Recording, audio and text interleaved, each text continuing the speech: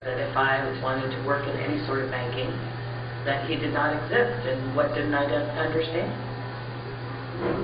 Who are these exactly? Bank president. I mean, all the senior, the branch manager, the president, directors, we're all in one room. Dr. Reed was a favorite among all the tellers. I mean, he came in and he would often bring his dog, because we gave dog biscuits out to dogs in the so his dog Susie loved coming to the bank. He couldn't drive anywhere near the neighborhood even if he didn't want to make a transaction. We all loved Susie, and we invited him for our holiday parties and our open houses. We often collected toys. He could get us to do anything. Collect toys for the kids at the holidays, come serve at parties at the holidays, and suddenly nothing. He didn't exist. We were to ask no questions. We were to never talk about it. And it would be instant, not only dismissal, but don't try to find a job again at all. So after a while, and he had considerable fun in the bank. I mean, he had anywhere from $83,000 to $85,000 at any given time. Where did it go to? They just disappear. They're federal laws. I mean, money can't just disappear. Accounts, signature cards can't just disappear. No credit card, no check account, no nothing. Nothing. No loan payments. He never had a loan on the books. And I went all the way back. I mean, I had filed those papers. I knew all the readouts. Nothing at corporate. And that's when it kind of came to a head for me, because I went to corporate and had somebody check the what's known as fiche, where they do a micro picture of it. Nothing. He wasn't there. No Dr. Reed. So when I went back, I took on the bank. I mean, I let them know that I knew they were lying. And I'd be glad to come forward and say that. And I would go forward with a suit, because what they were doing was illegal. They were angry with me, I was angry with them. But there wasn't a lot of power playing, and suddenly they were forthcoming with part of Jonathan's money, about half of it. I was still angry, and I said I wouldn't settle for that. But he wanted anything. He had nothing to live on. And so I got a check for him, and very soon thereafter, the bank and I parted ways. And it was very obvious to me that I had stepped on some toes, and I became very concerned for my own security, physical security. Did they cause problems to you? Absolutely. Absolutely. I mean, they called my home and told me to shut up. They told me I would never work again. I was terribly afraid. I mean, if they wiped out his existence at the bank, and they wiped out his existence at his work, if he could disappear, I could disappear. So I left the bank. Why you weren't able to give the program before? I'm afraid. I know Gary's gone. I don't know where Gary is. People that Jonathan worked with, that he spoke of, one day I pick up the paper, they're dead. So, yeah, I'm afraid. There's no hesitance in supporting Jonathan or believing Jonathan. That 110%. Okay, keep going. We're going to roll to the second video. This is an interview with Betty, who's a former nurse of Dr. Reed. She worked with him for 5 years at the University of Washington. My name is Betty. In the same department. I worked with Dr. Reed at one point in time back in 1996. I worked with him for about 5 years at the University of Washington Medical Center. He was very professional and very concerned about the children that we had worked with. Ran everything in the office by the book. It was in October of 1996. Jonathan came into the office, and you could clearly see that something had happened to Jonathan. And within about a week, Jonathan no longer existed. His office was cleaned out.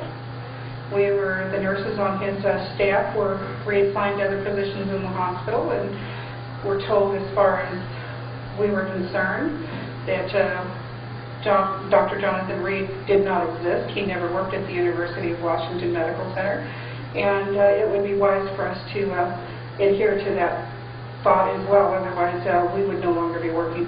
Who needs it? The director of the child psychology unit that we were working with, and nothing was ever discussed. I mean, when his office was cleaned out, it was cleaned out. And there were no questions asked, no questions answered, and that's just the way it was. And it was like he was just completely and totally railroaded right out of the hospital. And the project that we were working on was closed down. The patients were sent to other doctors in the hospital. Were you able to speak with the other colleagues there at the hospital to talk about Jonathan Reed's case? We were all advised not to speak about Dr. Reed, not to speak about him, not to speak, to anybody within the hospital, outside the hospital, whatever. Management had decided that Dr. Reed did not exist, and they were very clear that as far as we were concerned and as far as our job security was concerned, we'd never heard of him. In any moment you were doubtful about the Jonathan Smith? If there's something to be doubted, then why did all this happen? I mean, why was he railroaded out of his career? Why was everything shut down? Why was everybody told, he doesn't exist? And, why were we told that, that we never knew of him? And to think that somebody could experience something like that and be completely and totally wiped away from, from his existence. And I just sat back in just total bewilderment as to how it could possibly happen. And happened to Jonathan, knowing who he was and his career, how professional he was at it, and how, serious he was about, what it was he was doing and the research he was doing, the children he was working with. And it's like, everything about Jonathan was completely and totally invalidated. What do you think right now when these almost 6 years have happened, and now you are aware of everything, or almost everything, I think, about your friend? Is it necessary to help him? Is it necessary to speak about? Is it necessary to protect him? What do you think? In one respect, I'm almost afraid, because I know that there have been people that have supported Jonathan and have been hurt in the past. And so, it kind of makes me afraid. I came with a certain amount of apprehension, if you will. But I also believe in Jonathan. And I know that what he experienced, he experienced. Okay, you can stop that. How are we doing on time? Thank you. Now that's pretty compelling evidence, I think. These are people that we know. I was at these interviews. I know who these people were. Daniel Munoz, who's Jaime Maussan's right-hand man, was present for the interviews. Dan McAvoy was present for these interviews. We all know who these people are, and we block their faces because we want to protect their identities. We don't want their lives to be dragged into this mess that we've all dragged ourselves into. This didn't happen to them, and they haven't volunteered to make themselves public in this regard. I have, and I don't mind that. Dr. Reed was kind of dragged into it unwittingly, and Robert Wraith has volunteered, Dan McAvoy has volunteered. We don't mind showing our faces, but other people don't want to be part of this necessarily. They're willing to support him and testify for him, but privately. And that's why we hid their faces, so if anybody is asking. But there are people, including myself, who know these people are. And they are exactly who they represented themselves to be. Now, you'd have to ask yourself, are the people that are debunking this case, are they saying that he has now hired all these people to lie for him?